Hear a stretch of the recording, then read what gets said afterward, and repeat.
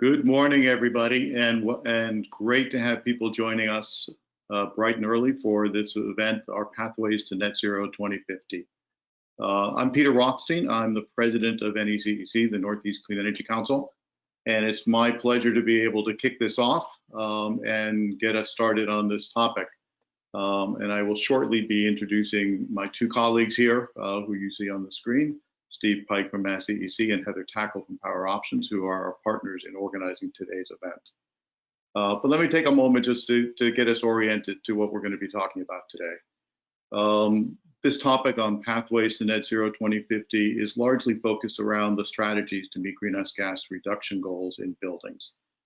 It's a very important and very complicated issue, and for that matter, a great opportunity for progress in clean energy and in climate solutions. Organizations with significant energy use in their facilities are increasingly facing pressure from investors, from public officials, from insurers, from tenants, from all the people who interact with them and through their buildings to implement climate action plans and to achieve deep reductions in greenhouse gas emissions by 2050, and even sooner in many cases by 2030. The Net Zero 2050 workshop series, and this is part one of what will be a two-part series of events during the course of this year, will convene organizations across the Northeast who are leaders in achieving reductions in their buildings' greenhouse gas footprints, and those with similar responsibilities looking to learn from those who are already in the trenches. These are organizations charged with aggressive climate and greenhouse gas reduction goals. They're heads of sustainability, of energy at facilities, and other similar roles. We're going to hear from folks from the Commonwealth of Massachusetts, from the City of Boston, a global investor looking at new goals and regulations that are being planned, and leading practitioners who all are sharing best practices, insights, and challenges as they develop and execute their climate action plans. Our agenda today, you can go to the next page. We'll have two major panels after this opening welcome session with some wonderful, very talented, and very knowledgeable people sharing their insights on some of the approaches being tried, partly from the public sector side and finance, but also from the building management and operation side as well. We will, in between, add some additional input and insights by looking at some surveys, including responses from all of you who are attending today who registered for this session. So to share some additional thoughts, all three of us as the organizing organizations have broad constituencies. In the case of NECEC, as many of you know, our member companies are in the clean energy industry. Many of them are involved in projects and new solutions and research and development of those new solutions and best practices, including efforts for buildings to be more resilient, to be smarter, to be part of an interconnected electricity and energy system. All of us came together to bring our constituencies and some of our thoughts to this process. So I'd like to first ask Steve Pike, who's the CEO of the Massachusetts Clean Energy Center, to be part of this welcome, share some of his insights and some of his thoughts about what we're hoping to accomplish today. So Steve. Great, thank you, Peter. Really appreciate it. Thanks to all of you for joining us this morning. This is a particularly important topic or set of topics, and I think that we all recognize, that the path to achieving 2050 is in no small part through our buildings. All 2.5 million of them or so, at least today, in the Commonwealth. I think we also all recognize we certainly need to tackle transportation, and we need to continue to green our generation fleet.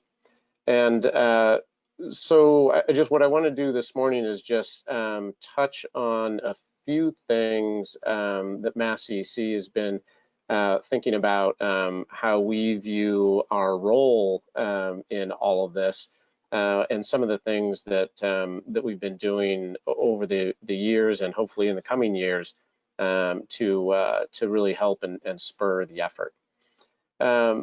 So on a high level, really over the last 12 to 18 months, MassDEC has really started to focus in on 4 primary, what we refer to as focus areas. One of those is transportation. You know, some of the efforts there around technology development, market development, workforce, really focused on how we go about electrifying transportation. The second focus area is buildings, and similar efforts and similar focus for that topic area as well. Technology development, market development, as well as workforce initiatives. A third area that I referred to earlier, which is continuing to green our generation fleet, for MassDEC is really all about offshore wind. You know, continuing to set the standard in the U.S. for offshore wind.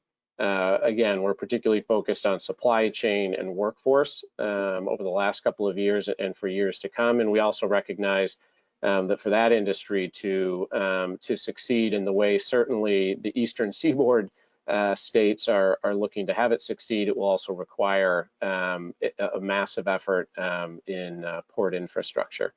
And then the fourth area is the grid as a whole, and helping the effort to transform that grid really to serve as an enabling platform for all these other initiatives and really market transformations that we're looking to drive, whether it be transportation or buildings or offshore wind.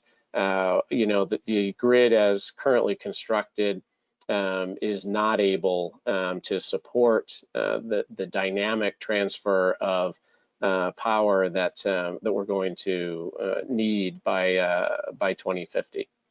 So zeroing in on buildings, you know, we're really focused on how we can accelerate as well as lower costs over time.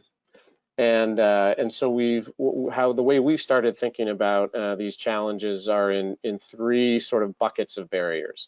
One is technical, so that can be anywhere from lowering the cost of a particular technology to figuring out how a set of technologies can work together in a particular scenario. We're also looking at industry barriers. So that could be workforce training, that could be new business models, something along those lines. And then lastly, the third bucket, consumer barriers. And that certainly is awareness, but also giving consumers, you know, the tools that they need in order to affect their own transitions. So a few examples of some of the work that we have been doing and that we will be doing on the technical side. You know, one that I think is a really good example and jumps to mind is the whole home air source heat pump pilot that we've had going on over the last year or so. So as most of you know, we ran an air source heat pump program for residences for a number of years.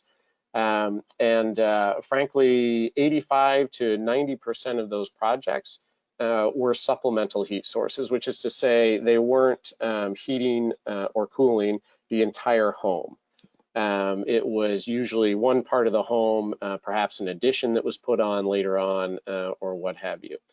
So recognizing that we're going to need a more fulsome and robust transition, we have been working over the past 12 plus months to really explore the ways in which we can truly heat an entire home with air source heat pumps. So I think that's a really good example. Another would be a triple-decker design challenge that we're just kicking off, working with the Barr Foundation, gathering data on triple-deckers in various parts of the state, providing that data to the design community, soliciting designs, and then the plan is down the road, we would like to pilot some of those designs, provide that information to the market in the hopes that we can find a few models that will work to really help the community transition that particular building typology. On the industry side of things, I think a really good example is the passive house work that we've been doing over the last couple of years. We allocated a little less than $2 million to try to help spur the use of passive house and affordable housing. When we started this effort, there were 24 units of passive house affordable housing on the market. That was all in one building, the Distillery building in downtown Boston. We funded 540 units across 8 projects. There is now a pipeline of 5,400 units throughout the state. And that was really focused on enabling designers, enabling developers, and enabling builders and owners to explore, to explore some of these new design features, to actually implement some of these new design features, really lowering their risk by providing a bit of a financial buffer. On the consumer side, that has, I would say, a lot of our rebate programs in the past have been focused on that, helping consumers overcome that initial upfront capital cost and barriers. We've also, funded community programs like Solarize Mass and the like. So we've further broken that down into as within each of those buckets of barriers of looking at Mass EC's role in each of those. And again, by and large, we have three roles there as well. One is identifying barriers and potential solutions. The second is piloting or demonstrating those potential solutions. And then the third is bringing the more proven solutions to market. Over the past few years, we've realized that last category, bringing those solutions to market, is an area where Mass EC is somewhat challenged, given the large capital costs that are typically required to really commercialize technologies and develop new markets. Those rebate programs that I referred to were very, very successful, but in a way that put a lot of pressure on Mass EC's balance sheet. So we've needed to really rethink how we run those kinds of programs, as well as maybe zeroing in on what we consider our real strengths, which I would really say is piloting and demonstrating these solutions, as well as identifying the barriers and potential solutions. The other rethinking that we've been doing is, and I alluded to this with the air source heat pump pilot that we're running, is thinking about solutions in terms of systems as opposed to technologies. So historically, we've looked at solar, or we've looked at air source heat pumps, or we've looked at land-based wind, or we've looked at hydro, small hydro, or something of that sort. And we continue to do some of that, but what we're really shifting to is, well, again, putting a single heat pump in a home is terrific, but what you really want to accomplish is a full-on electrification of that home. And so thinking about programs in terms of the whole home air source heat pump pilot and the like, or rather than putting VRF on a new affordable housing project, why don't we design the entire project as to a passive house standard? So thinking a little more holistically, a little more sort of systems-based type of work. And so I referred to it real briefly. We really think that our sweet spot is in piloting and demonstrating projects, technologies, and solutions. We think that this is where we can really provide the greatest benefit to the market. I mentioned earlier, the passive house program, where we have worked really hard to kind of de-risk and enable all those market actors to sort of practice passive house, learn the new techniques, the new approaches, integrate them, bring down costs. That's a lesson we learned with our storage program a few years ago, that is where we can really add a lot of value to the market. What it also does is we can gather through those projects a remarkable amount of project data and outcome analysis, and that can inform future approaches. We can use that data to send signals to the market, to OEMs, to workforce development agencies, to lenders, and so on. Really highlight future business opportunities for them. And we can also provide that key data and the lessons learned to policymakers, to other market actors like Mass Save as well. That's something that has worked quite well on the air source heat pump technology, where we ran that program for a few years, provided that data to Mass Save. They could verify the cost effectiveness of that technology for their programs, and they've taken up that technology in a far more aggressive way than they were just a few years ago. And then really lastly, this early project data and outcomes can help us identify other barriers, other challenges that are going to be necessary to overcome or to modify as we move forward. A couple that you can think of in buildings in particular is, how does the building code continue to evolve? Or what do we do with fire safety regulations and that sort of thing? So those are some of the ways that that our thinking on this is evolving, that we see our role in this industry continuing to evolve, and really where we sit among all of the market actors. But I will say, and I will ask all of you to continue to engage with us. It's particularly those couple of buckets of the type of thinking and the type of program that we run that really relies on your feedback. You're there doing the work every day. You understand the barriers that you're running into. We need to hear that from you. We need to hear how well or how poorly different solutions are addressing different barriers. What is it that you are finding most challenging? How can we help you to overcome some of those barriers and find those new solutions? So please stay engaged. Please keep sending your data, your info, your questions, your outcomes to us, and we look forward to continuing to work with all of you to overcome what is a rather daunting challenge over the next 10, 20, 30 years. So with that, Peter, I'll turn it back to you. Yeah.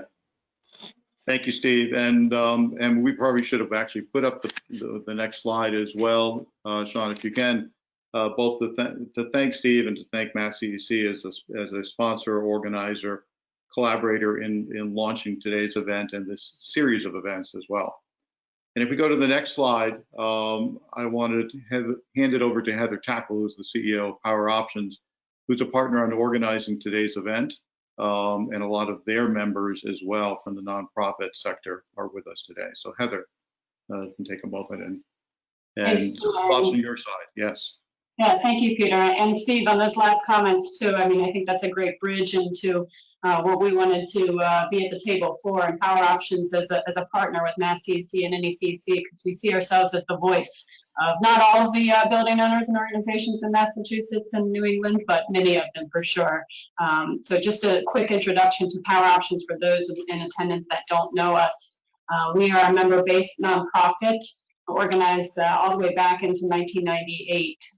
We were kind of born out of deregulation and trying to bring together the leverage of all of our 470 plus nonprofit and government entity members to be able to harness the buying power of that load and manage the procurement process on their behalf. So we've been doing that for over 22 years, and in the areas that we help them, and being the largest energy buying consortium in New England, after so many years, we helped them with electric and gas, which was back in the early days of 1998. but quickly turned to renewable energy is because that was a pressing need of our members. So as a member-driven organization, we are building programs that our members are telling us and giving us the feedback, as Steve was mentioning, that are desired, and hopefully more and more in the future, we'll be working with Mass CEC and NECEC as well and trying to find those solutions to the barriers. But so electric and gas is what we started with in 2011. We opened up a solar program, which now is over 70 megawatts of solar put into the ground across New England on behalf of our members. And then as of last year, we've started to put our toes into clean transportation, knowing that is the next big challenge area of carbon reduction for our members, and no easy solutions. We also have launched this year energy efficiency, and in the future we'll see, I'm sure, more and more sustainability, carbon reduction driven type programs that we'll be doing for our members. So, because of that and those needs that we're hearing from what we've heard in just my initial days here, I started in January, listening to all of our members' needs, getting out on the road show, as I call it. One of the greatest needs is sustainability planning, and how do we get to some of these ambitious 2050 goals. For many of our leading members, which are on the call and in attendance today, so hopefully this is the first of many that we can provide for help in that area. And I think you'll see in our programs going forward that we'll be doing more and more in partnership with our members and trying to find those solutions to the barriers. And of course, as Steve mentioned, Mass CEC is a critical player and role for us, and that's why this partnership is so important for us, and we'll be doing more in the future.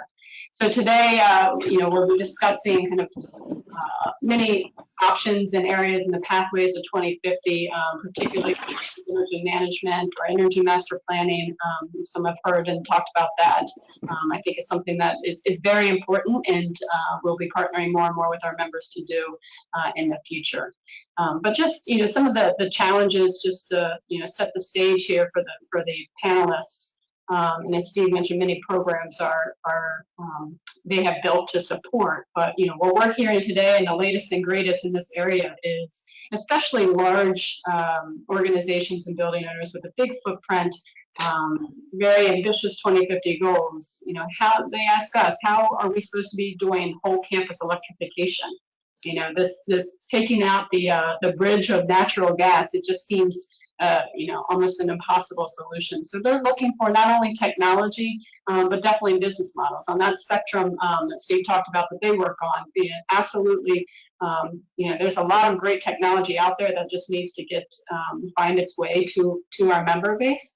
But also they desperately in need of business models when they tell us that capital challenges are, I think we'll hear more today about, is one of the biggest challenges. And many of these solutions, I know from my experience in the industry, are they're not terrible financial ROI. They have some ROI, but how do we come up with the capital for our members to allow them to invest in that and do that changeover of equipment and technology? And of course, our industry and NECEC members are getting more and more creative, more and more interested financing dollars. I know in the investment, the infrastructure investment type funds are coming into the picture, and putting all those pieces together, I think is what all three of these organizations, NECEC, Power Options, and SCC, are trying to help do with those providers. So hopefully we can continue to create more. I echo Steve's request for feedback. That's what we try to do and consolidate and get out and talk with the building owners to do. So with that, I'll hand it back to you. Thank you, Heather. Thank you both, Steve and Heather. Great collaboration with both of you and your teams. And I know that's going to continue because these issues are ones that we're going to be working on for a while. Thanks very much. So if I could have the next slide. So we're going to be shifting to our first panel. And I think we've done a lot to set this up. There's expertise at the city level, at the state level, all parts of the public sector, as well as from the private sector.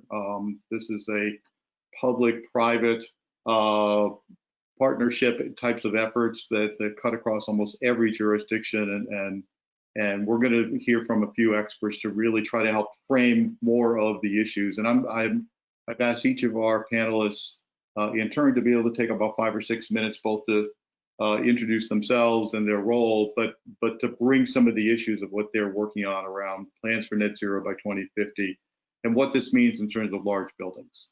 We'll start with Allison Brezius, who's the Director of Climate and Environmental Planning for the City of Boston. Allison, you can take it away and share some of the great things going on with the city.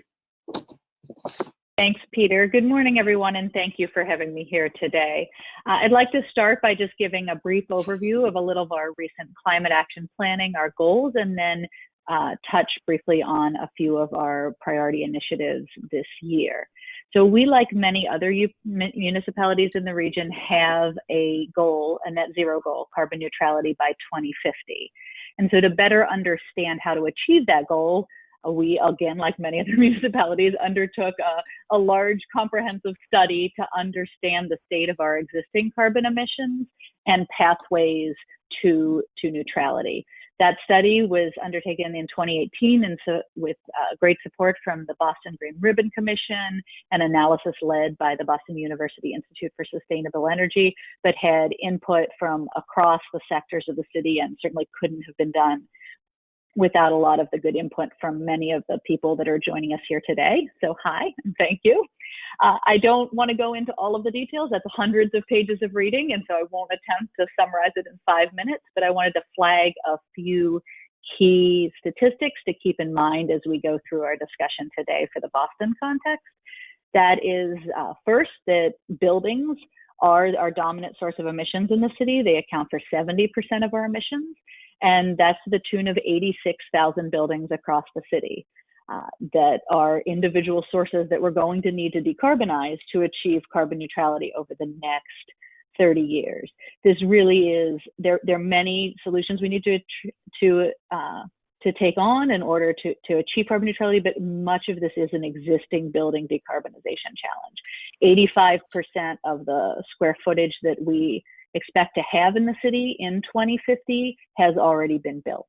So that if you want to balance 15% new construction, 85% retrofits. So that's a lot of individual buildings that we're going to need to touch in the next 30 years to achieve these goals. I think a final point that I really want to flag from that study is the importance of not losing, but linking tightly continuing deep efficiency work with thermal electrification. If those two aren't combined, we see many more challenges than if they are in terms of the disparity in price between gas and electricity in terms of just increasing demand on the grid with thermal electrification. So those don't go away, but they're certainly much more mitigated when we make sure that those two pieces are tightly linked. So that study took us into an update of our climate action plan in 2019. And during that time, we really intended to focus on near term, the next 5 years, actions that we as a city could take to accelerate our emissions reductions work and make sure that we are on an aggressive pathway towards decarbonization to meet our goal. There we ended up with about 18 actions across the sectors, but 7 to focus on in the building sector primarily. And I want to talk about 2 of those with you today. Happy to discuss the rest, but those 2 focus right on those 2 areas we talked about at the beginning, which are making sure that new construction is net zero as quickly as possible, because we certainly don't want to or have time to turn around and retrofit those nice new buildings we're building today. And then to put our existing buildings on a path towards decarbonization. So we're calling those our net zero zoning initiative, and then our existing building carbon performance standard. Both have many features in common. One that we're really ending on here is the idea of a performance standard. Some take a more prescriptive approach, but given sort of our context, our municipal capabilities, and as many of you will be discussing today and already know, technology is changing rapidly, financing, the grid are all changing rapidly, and we don't want to lock ourselves in or you into a specific prescriptive pathway, but give you as much as possible the flexibility to set, to choose your own path, but to set those even and consistent targets across the city and the region that get us on that path to decarbonization. So for the zoning, it's a lot about some real technical analysis right now that goes into what are reasonable and appropriate but aggressive carbon targets that do prioritize efficiency, but also give flexibility in the use of on and off-site renewable energy sources, and dig into the appropriate use and timing of offsets for certain cases. Then for the existing building performance standard, it's about setting those carbon targets for different buildings, but also setting them out through 2050 so that there is a long planning horizon for people who have buildings, who are looking to meet them, so that they can better integrate those targets with their own capital planning and financing cycles. So over the last 6 months, we've been doing a lot of technical analysis, convening a technical advisory groups, and we're soon to launch broader stakeholder analysis, where we present some of the findings of that technical analysis to the group and begin to really hammer out those policy details.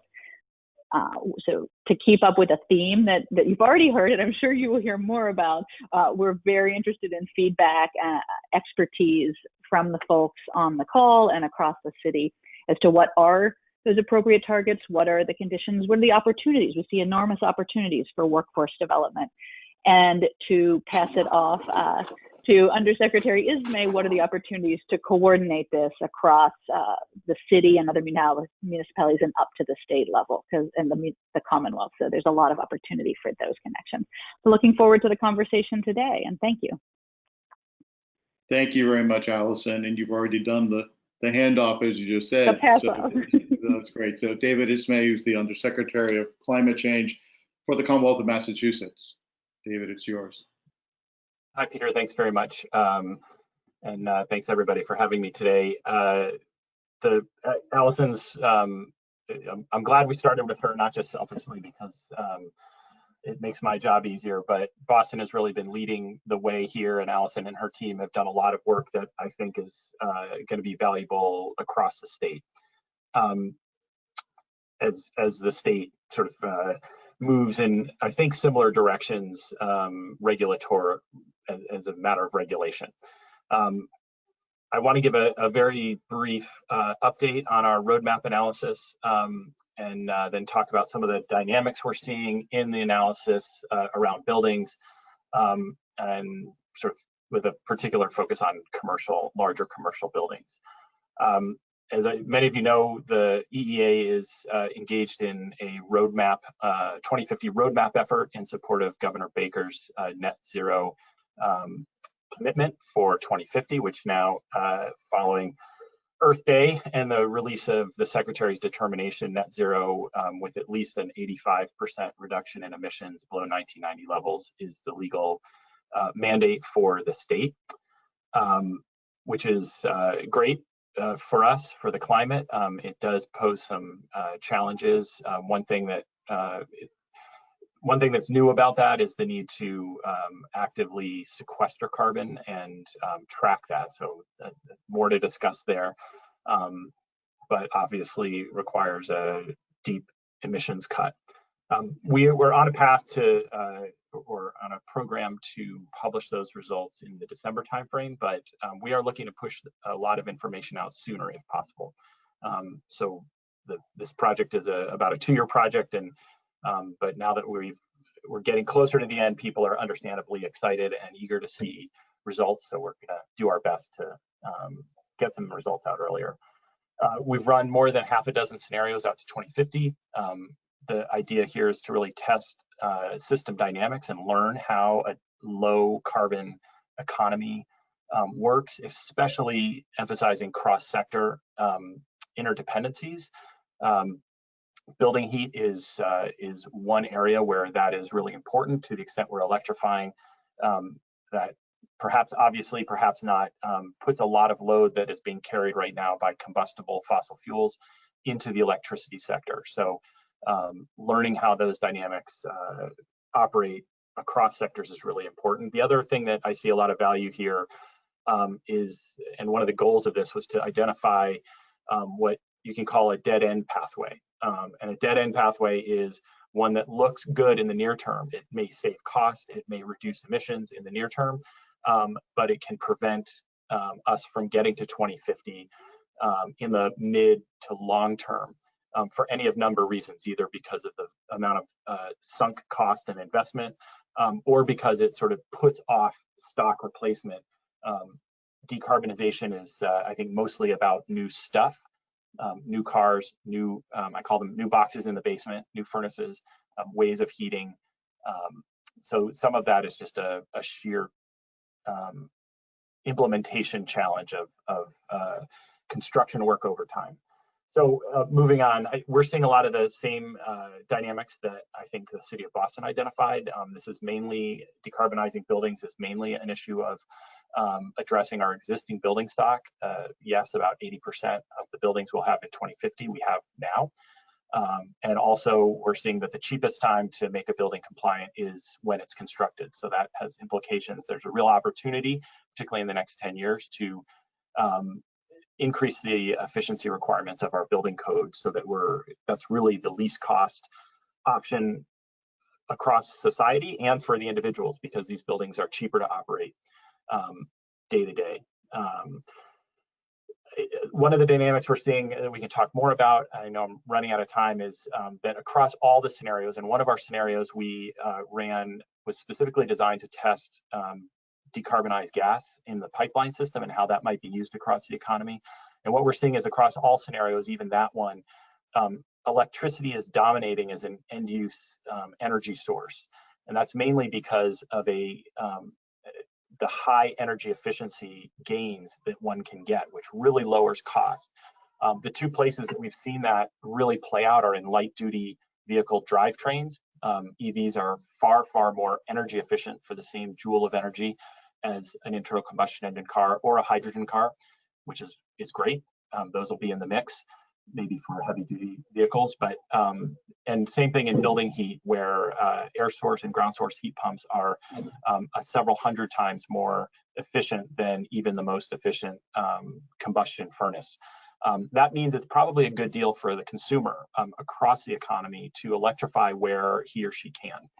I know I'm over my 5 minutes already, so let me, maybe I have 6. If I have 6, I'm not over my time yet. I'll say, just identifying that doesn't mean, and I want to assure everybody that we're also seeing a role for a number of heating sources all the way out to 2050. It's just that electricity tends to become looks like it would become the least cost dominant source. So right now we have about 51% of our homes in Massachusetts powered by natural gas and almost 30% by oil. So that 80% we're looking at, it's, that in a way that drives the market. Those are the large number of consumer bills and customers who are paying for the distribution system, indirectly paying for the interstate wholesale pipeline system. And it's been affordable for everybody. But if most of those people are likely to shift off of these increasingly more expensive fuels, whether they are methane or a blended decarbonized gas product, it doesn't mean that others can't continue to use it. It's just we anticipate that the cost will go up. So we see gas use all the way out to 2050, but we're mainly seeing it in our analysis with very large C&I and industrial process heat. So I don't know, I know we'll hear from Boston Properties later.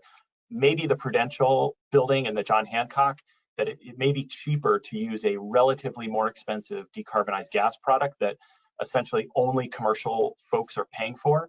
I don't know, that's really a question for each owner. And I know I'll stop here. I'll say, I think we can discuss this more. For large commercial owners, this is really a capital asset management and planning program.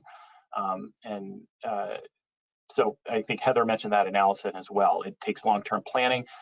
Like all investment, it takes some upfront capital. We see a strong indication that there's a positive rate of return for almost every customer from energy efficiency and likely electrification. But we're also going to be looking at performance standards that give flexibility to the owners, but have to provide some certainty to the state that these improvements are happening. We can't sort of all wait for 2049. We can't all be last. Somebody has to start going and make these improvements at the sale of a building, at the time we do a certain number of tenant improvements. There are a number of triggers where it makes sense to make these investments. So I'll stop there. Thanks very much. Looking forward to the rest of the conversation. Absolutely, and thank you, David. Lots of richness to this conversation. Thanks much. So I want to bring our third panelist for this first panel, Robert White, onto the stage, the virtual stage here. Robert is Executive Director of Green and Sustainable Finance at Natixis, a global investment management firm. And great to have a perspective from a very different side of this conversation. So Robert, take it away. Thank you, Peter. Look, pleasure to be here, and thank you everyone for the opportunity to talk today. I just want to set a little bit of context really around why I have a finance person here. Of course, naturally, a lot of the initiatives you're hearing about and the change that needs to happen, it's a capital allocation story, and that's really where global banks such as Natixis will play a role and are actively playing a role. And just set the scene around how both global capital markets and the global bank markets are pivoting and actually looking to facilitate the capital flow to a low carbon economy. So to give you a bit of context on that, I want to really dive in on one particular vein of what we're seeing on sustainable finance, and that's really around dedicated use of proceeds financing, typically seen in the likes of green bonds and dedicated green loans, and how they lie into real estate, which is really taking up a significant portion of that market. Now, of course, you can't talk about green bonds and real estate without giving a nod to Fannie Mae. They are the world's largest green bond issuer. They've already issued over $77 billion for green buildings, and that's just one party alone.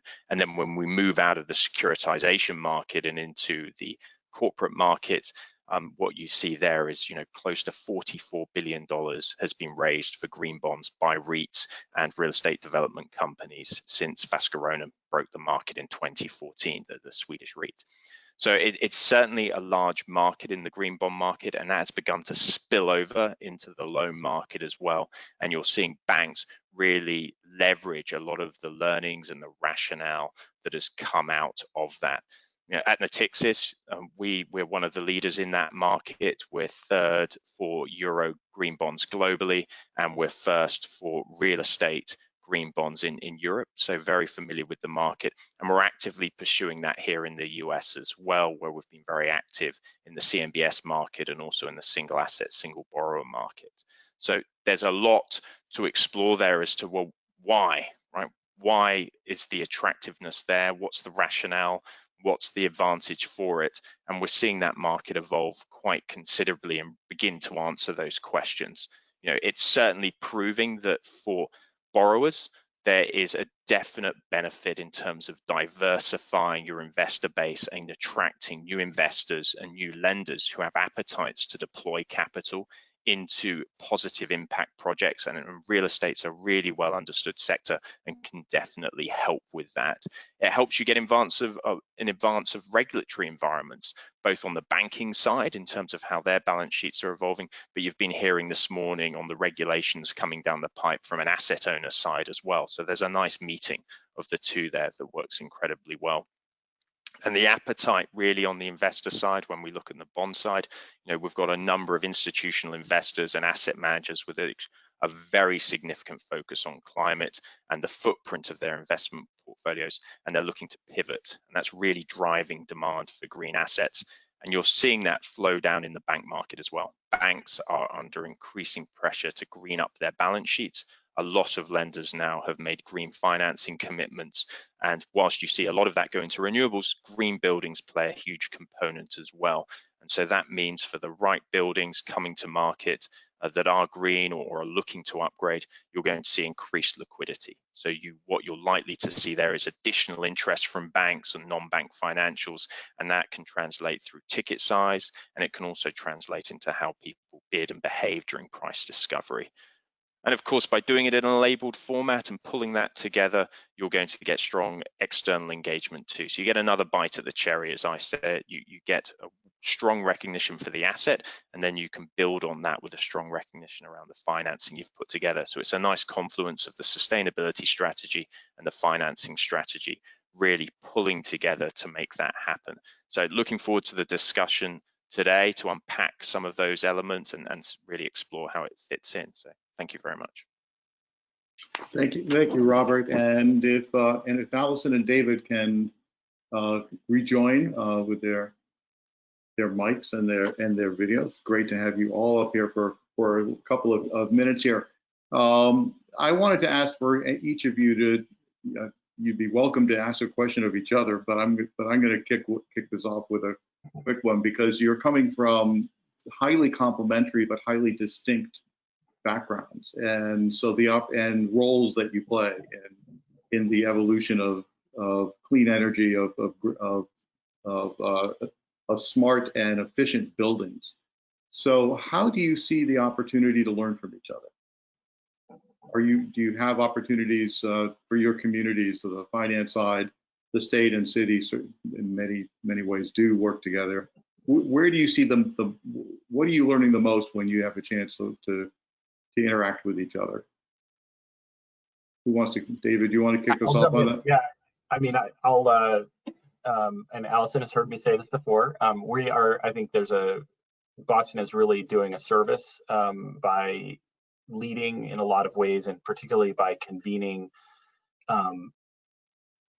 folks in Boston who own a lot of these assets. And obviously a lot of our population is in Eastern Massachusetts, and a lot of maybe the most challenging, both a lot of the least challenging buildings, if you talk about newer residential, are in Eastern Boston, but some of our most challenging buildings, the older residential stock, the triple deckers, as well as the large commercial and office. So we have been talking to the city of Boston already and fairly continuously about making sure that as we are getting to the regulatory posture, which I'm saying it's going in that direction. I'm not threatening or we're still working on it. We're just doing the analysis, but you can look ahead and you can see that in a few years at least, there's going to have to be something in place that it'll probably, we want to work with Boston and the city of Cambridge so that these are compatible, and I'm sure we'll do that, but we're learning from them as well. I'll say on the finance side,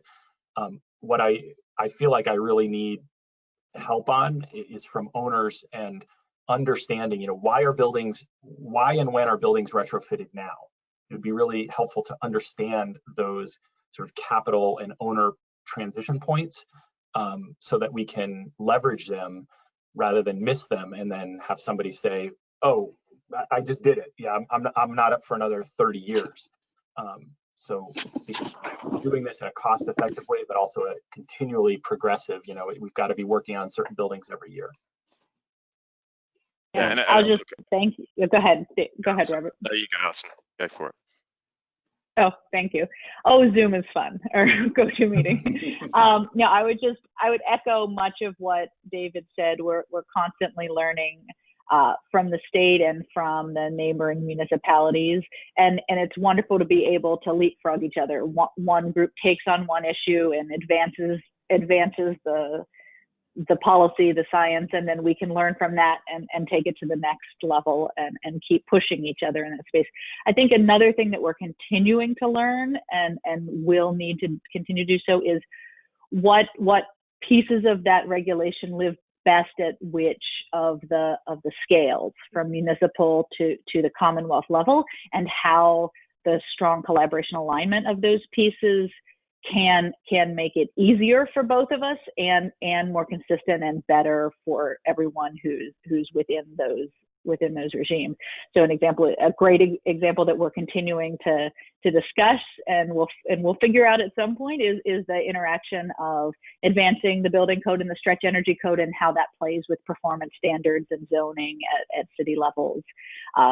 Obviously RPSs and RGGI and how those interact with city goals and city promises. And certainly I really echo the need to continue to learn from the financial sector. So much of this comes down to getting the right financing at the right capital investment point and understanding what those real barriers are and how they will interact with the policies we may be developing. So lots to learn from the financial side for sure.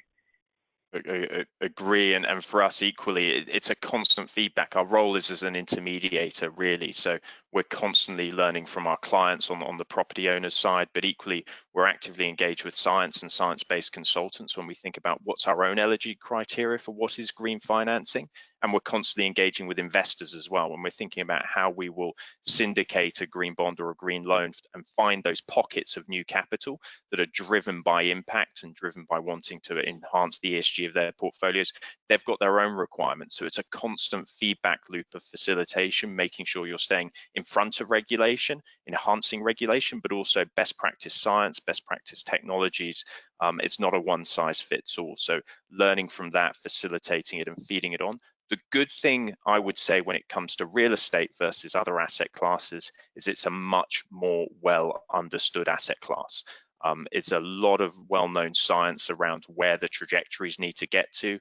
There's a lot more tools available, whether it's around energy efficiency codes, building certifications, indexing of energy efficiency like Energy Star. There's lot more data. It's a lot more robust.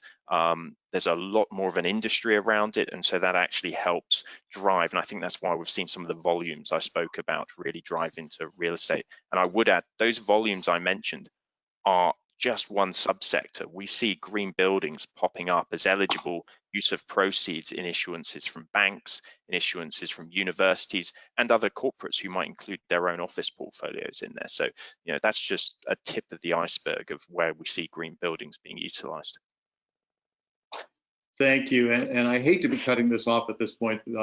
This time goes by way too fast, but wonderful discussion, and thank you, Allison and David and Robert, for sharing your perspectives and being part of the solutions that we're all working on together. Thanks very much. And I'm gonna we put up on the screen email addresses for all three of our panelists. They have very kindly, and please be respectful, but they have kindly offered that if people have questions, they would do their best to respond. And so you can see in front of you right now their email addresses. Thank you all very much. And I'm going to turn this over to my colleague, Alistair Pym from NECEC, who's going to take us into the next segment of our session. Alistair. Thank you, Peter, and thank you, Alison, David, and Robert. That was great to hear different perspectives from the city, state, and the finance side. I'm going to be very quick here and introduce Meg Lusardi, the Executive Vice President from Power Options, to run through some quick survey results that we did as part of the registration process for the property owners and managers who are attending today. And we got about 44 of them attending, and as you can see, 40 responses. So thank you to all of those who did give us your insights. And with that, I'm going to hand over to Meg, and I'll come back in a few minutes. Thank you, Meg. Great. Thank you, Alistair. It's great to see a lot of familiar names registered here today for the summit. I hope that you and all yours have stayed safe and healthy the past few months and continue to do so. We know that based on who a lot of you are, that you have a very strong commitment to your climate action planning and to reducing your greenhouse gas emissions. And so whenever you registered for the summit, we wanted to ask a couple of questions so we could get a better understanding of where you all are at. And so today we wanted to share the results of those questions of that survey so that you can also see where everybody else that is attending today is at with your challenges and your priorities. So the first question we asked is, do you have a climate action plan? And as you can see here, that more than half of you have a climate action plan. And those that you don't, most of you are working on one. So that is not surprising to me at all based on looking at the attendee list. And then, you know, the next question is, what were the top 3 challenges that you see in reaching your short-term or longer-term goals? And first one, energy efficiency to reduce energy load and cost. And I'm going to take that to mean more along the lines of deep energy efficiency retrofits. You know, we heard Allison talk about that some this morning. I know a lot of you have done the low-hanging fruit, but it's really probably getting at that deep energy efficiency retrofit type of work. Then the next, another one was thermal load decarbonization, something else that we've heard already discussed this morning. I know that in particular, a couple conversations I've had with campuses, you have these aggressive goals, climate reduction goals, but you have this very large natural gas heating load. And to meet those aggressive goals, you're going to have to address that somehow. So not surprising to see that there as well. And then, of course, funding. And I think funding is probably always a challenge, but given the post-COVID, or I shouldn't say post-COVID, but given what we've been going through with the COVID environment and the restrictions that people are seeing on their budgets, not surprising to see funding there as well. If we can go on to the next slide. Then the next question we asked were, what are the near-term pain points that you have for energy project planning or implementation? And so again, we had a lot of discussion this morning about infrastructure, you know, capital improvement. You know, there's new construction, but then there's a lot of existing building stock. And then we have project evaluation and prioritization for energy efficiency, and that's, you know, consistent with the previous question. Project evaluation and prioritization for renewable energy, and then for demand management following, well, those are the same percentage. And then also at the same percentage is continuous improvement. You know, we have this planning, but then how do we, you know, constantly, you know, be improving for the long term? And then we did see some responses related to EV charging storage and data analytics emerging. So those are the results from the survey. Now we're going to ask a couple of poll questions. So if we can move on. So yeah, in the first question is, we'll take these one at a time. What is your understanding of strategic energy management and/or energy master planning? And please check all that apply. And we'll give you about a minute. We want to make sure everybody has time to respond. So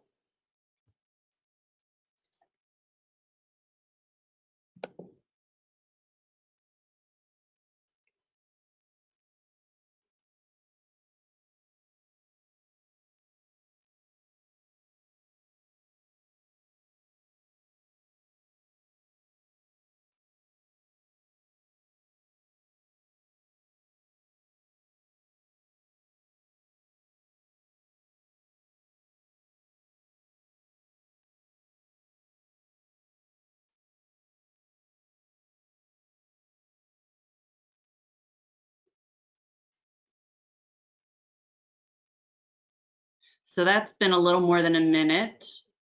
The folks running the poll. Okay. So, okay. So we have a majority of you that have a general understanding of an energy master planning process, but, you know, close to 50% have a general understanding of strategic energy management process. And folks that are in different stages of doing a process. Okay, great. And we'll be talking more about strategic energy management after the second poll question. All right, great. Let's move on to the next question. So as we mentioned, this is the first in a series of events that we're having. So as we plan our next event in the series, you know, please check up to 3 of the following topics that you are interested in.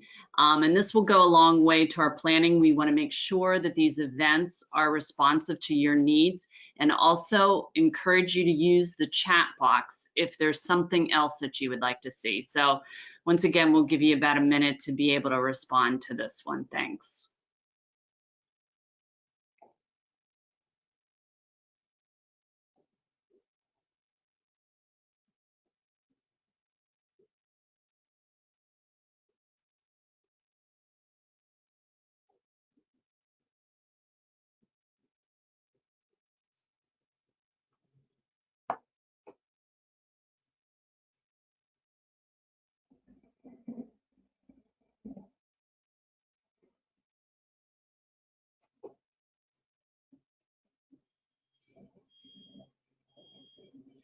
A minute seems like a long time whenever we're doing this.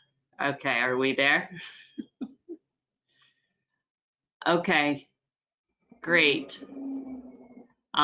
So looks like there's a lot of interest in all of these topics. So the breakout, sharing challenges and best practices with others, breakouts on zero carbon. Yeah, they're all pretty competitive with each other.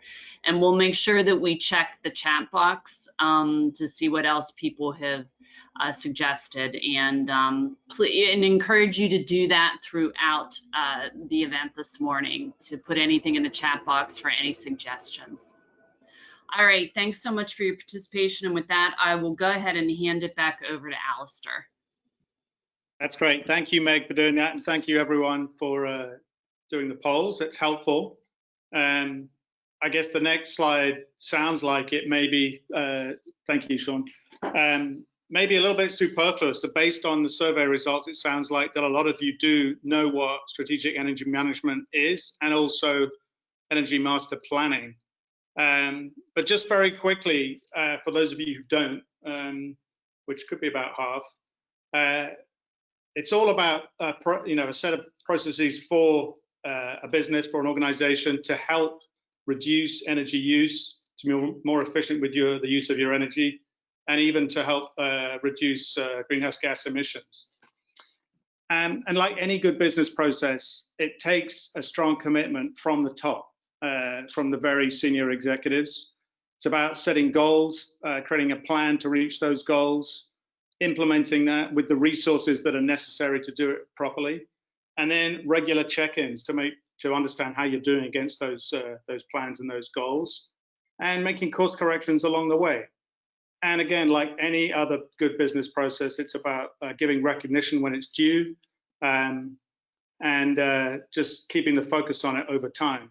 These sort of programs don't happen overnight. It takes years to fulfill some of these projects. So it's just a long-term commitment with ambitious goals and keeping the focus. So it looks like there's a lot of people interested in learning more in the second event, but this is just a quick update on what those terms mean. I also wanted to mention energy master planning. I don't have any words about it on this slide, but what I've learned in talking to the experts is this is all about including energy planning in your capital planning as an organization. So as you think about major capital investments, building retrofits, including in that the energy retrofits at the same time. So thinking out when you're going to plan to upgrade that chiller or that heating plant and change it over to something that is more climate friendly. Excellent. Okay. If we could now move on to the next slide, I'd like to welcome up the next panel. Very happy to have be joined today by 4 leaders in the building sector, people from different sectors. We have Jason D'Antona, Director of Engineering and Utilities from Mass General Brigham, otherwise known as Partners Healthcare, so from the hospital segment. Ben Myers, Vice President of Sustainability from Boston Property, so from commercial real estate. Heather Henriksen, Managing Director from the Office of Sustainability from Harvard University, and Ken Pruitt, the Energy Manager from the town of Arlington. So if you could all please turn on your videos and your audio. And yep, great, welcome. Thank you for joining us. So we heard from the city, from the state, and from finance that the bar is being raised. So now I really want to hear from you. First of all, as you introduce yourselves, if you could just explain your role and also how your organization got started in getting that high-level commitment, setting the goals, and maybe some of the sort of major achievements in the time that those programs have been running. So let's start with Heather, please, and then we'll go around with Ben, Jason, and Ken. Thank you. Thanks, Alistair. So I've been Harvard's Chief Sustainability Officer for the last 12 years. Obviously, I advise the president and senior leadership on our sustainability strategy. And with my team, we've really created and support from leadership across the university and organizational change enterprise. And I'd say that people may not know that Harvard is actually 26 million square feet, about 650 to 700 buildings, and 12 independent schools. So it really, the reason this is interesting, I think, for the private sector is we operate like a large multinational company. And so I think we're a great test bed for trying to address climate change and other sustainable development. And of course, that's very linked to our mission, which is to try to translate research and teaching and the latest thinking into practice and action. So make it easy and practical for practitioners to actually address climate change and do this work. So that is certainly our mission. We started, Alistair, to answer your question, we started really with our first inaugural climate goal in 2008 to, again, grounded in the science, which is sort of where we always start, looking holistically and starting with the science and the research. So we had a goal to reduce emissions rapidly, 30% absolute, and effectively about 7 years. And we got 24% out of 30 absolute there on our physical campus, and then only about 6% off the campus. So very large changes on our thermal load, our energy supply, and very big changes in our building reduction. It was really a 40% cut in emissions if you didn't factor in the growth, for example. And now we have, and that one was the mechanism for us as a task force set up by our president of faculty, students, and staff that make a recommendation to the president, the deans, so effectively the COOs or CEOs, I should say, of the 12 schools, and then also our board or our corporation. So that is the entity that then sort of approves these things, and then they go to the deans and the COOs or admin deans to implement, and then our team comes in to help create the roadmap and the pathway and figure out what the strategy is to do it. Now we have, as we completed that goal in 2016, we have new goals to be fossil fuel free by 2050 and fossil fuel neutral by 2026. So I think, we're right in there. We can talk about strategic energy management planning. We're right in the thick of that at the moment. And, I would just say one last thing in particular. We do have a university-wide sustainability vision and plan that is very much grounded in the sustainable development vision, which is, I think, why we all do this work, which is to make sure that current generations and future generations are healthy and can exist well on the planet. But I would say that I think the unique contribution for Harvard, in particular, drawing from our faculty and students, is to address climate and health together. And that's why we have a fossil fuel free and fossil fuel neutral goal rather than just carbon. Our faculty very much feel that that's too narrow and that we need to address the full damages of our fossil fuel choices. And that means, extraction, production, not just burning, post-production, and also the pollution that comes from, of course, fossil fuels. So I think that's probably going to be our largest contribution. Is we're right now defining fossil fuel neutral. The good news is I can talk more about that, but I think we're very focused on holistically addressing climate change, and I think that's where our strengths come in, our competitive advantage, if you will, with a very broad and diverse multidisciplinary faculty, and again, schools that cover the gamut of physical science, public health, medical school, engineering, public policy, law, and business, and the education, divinity, the like. So I think we're very focused on the holistically addressing climate and sustainable development. It's great. Thank you, Heather. Yeah, very comprehensive and certainly leading with many best practices there. Ben, would you like to go next? Sure. It's great to follow Heather. Some of you may know that I began my career leaving construction management into sustainability under Heather's leadership at Harvard University before joining Boston Properties. And I think that's entirely relevant to this conversation because what I learned from Harvard was how to set goals for decentralized schools and units. In our case, we have decentralized regions that in Boston, New York, San Francisco, DC, and Los Angeles. So we have a portfolio of 50 million feet, about 196 assets. Most of them are office assets, some residential, but primarily office, multi-tenanted. So we have all the tenant issues, how you overcome the split incentives and encourage good behavior. My role as Vice President of Sustainability is to oversee E, S, and G, so environmental, social, and governance performance for the company. But I'm primarily focused on environmental performance and how we drive our public energy emissions, water, and waste goals. We also have a lot of green buildings that we're developing and green buildings that we're trying to reposition, existing buildings that we're renovating. So I oversee our green building strategy. The setting of goals at a company like Boston Properties, we're a public firm or a publicly traded REIT, is no small matter.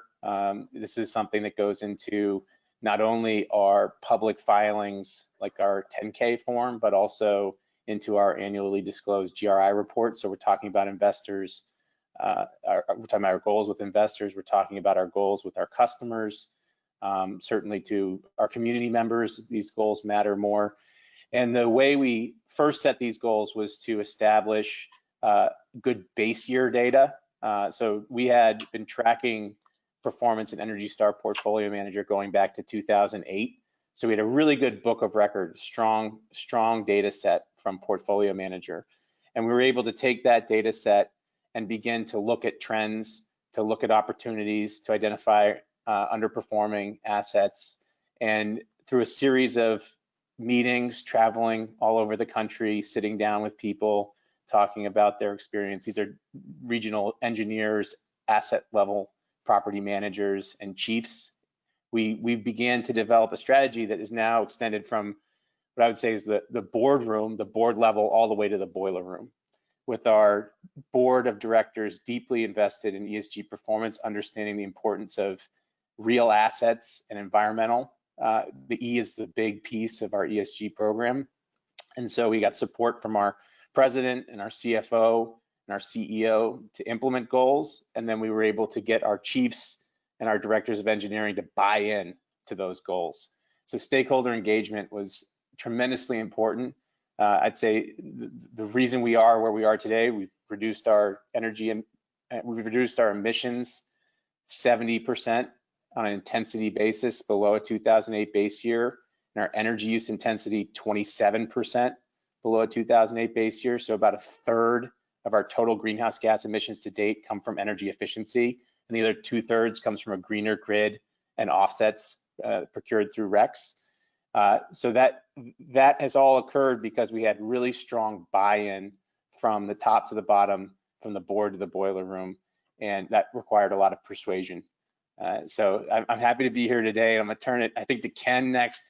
I'm a Town of Arlington resident and think very highly of the work Ken is doing there. So great to be between Heather and Ken, people very close to me and my sustainable career.